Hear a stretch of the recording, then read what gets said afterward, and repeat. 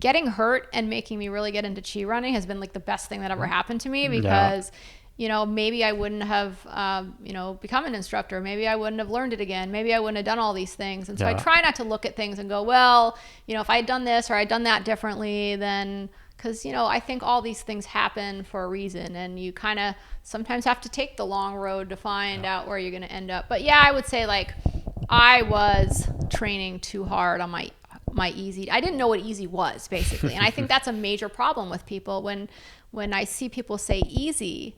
Okay, easy is not marathon pace. Okay, if that's easy, then your marathon should be faster. I don't care what pace of a runner you are, but easy and marathon pace are not the same pace. And easy is definitely not faster than marathon pace. so that's kind of where I had, I would say if I could have done anything, it would have just understand that the value of what the real easy would have done. Because I think what I would have been able to do would have been to have more volume, and I would have been a better runner for having more volume. But I always had this volume limit because I knew that once I exceeded X, something was going to give out. And that I feel like would have been a thing to keep me running better. So what if you would give any other recommendations to people looking to improve in their running? Because there's a lot of people listening to this who are looking to become not just a faster runner, but just like a stronger runner, a happier, healthier athlete. What are any other thoughts besides what we've already mentioned here that you would give as recommendations there? I think get out of your own head. I think so many people struggle with trying to do what everybody else is doing and feeling like they need to be at a certain pace to be. Funny story, when I was little, because I would see my parents go to breakfast and sit with all their friends after races. When I was young, I really thought that if you couldn't run a 10K in 40 minutes, you had no business running. And I find that so humorous now, because I know actually very few people who actually are faster than that for a 10K.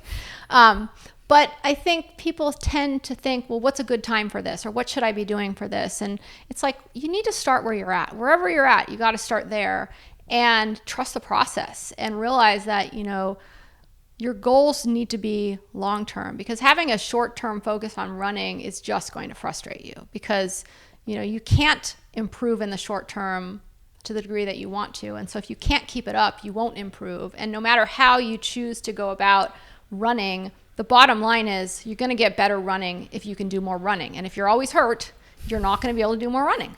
And so like there's so much focus on what people's training paces and where you should be for this and where you should be for that. And I'm like, okay, look, if nothing else this year, I've proven to myself that I can train at a 13-minute pace. And when I need to run sub 8 in a 5K, I have no problem doing it. Is it hard? Sure, it's hard. But like the bottom line is I was doing much harder effort on a day-to-day basis, and I wasn't running any faster when it came down to racing. So I think that's kind of a big thing. It's hard to get your head around that, though. I think there's a lot of thought that like I have to do this every day just like I'd be in a race.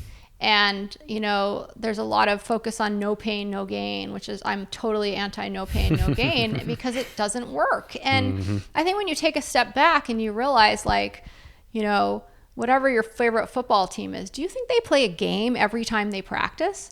No. They do drills, they work on their technique, they work on little speed things, they work on endurance, they lift weights, they do all these things. And then when they're ready to play in, the Super Bowl, they're ready. Mentally, physically, everything. And it's no different with running. The only really cool thing with running is it's the only sport where you can compete against the best athletes in the world, because you're never going to play football with Drew Brees or play golf with Tiger Woods, but you could hypothetically run the New York Marathon with the world record holder.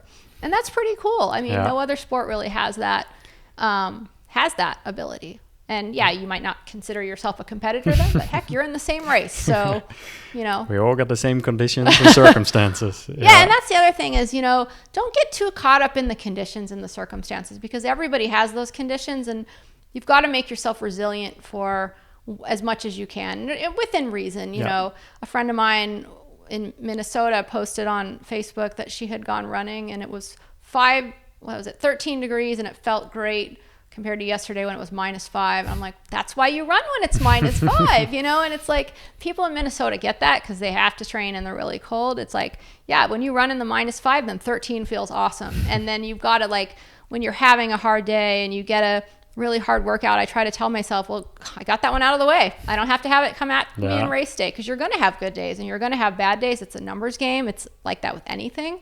And, you know, hopefully you get them in a workout that you can learn something from. And yeah, you'll have them on race days too. I've had plenty of races where I go, oh my goodness, like the bad day came out and there it was. And, you know, all you can do is try to learn something from it though, because, you know, it's only a race. They're going to have it again next year. You know, can't get too focused on, well, I signed up for this, I got to do it, or I got to get to the next one. It's like, you know, every race they run every year. So once they start it, they very rarely stop doing them. At least, you know, most races that you're kind of be big things. So you know, you got to get out of that short term.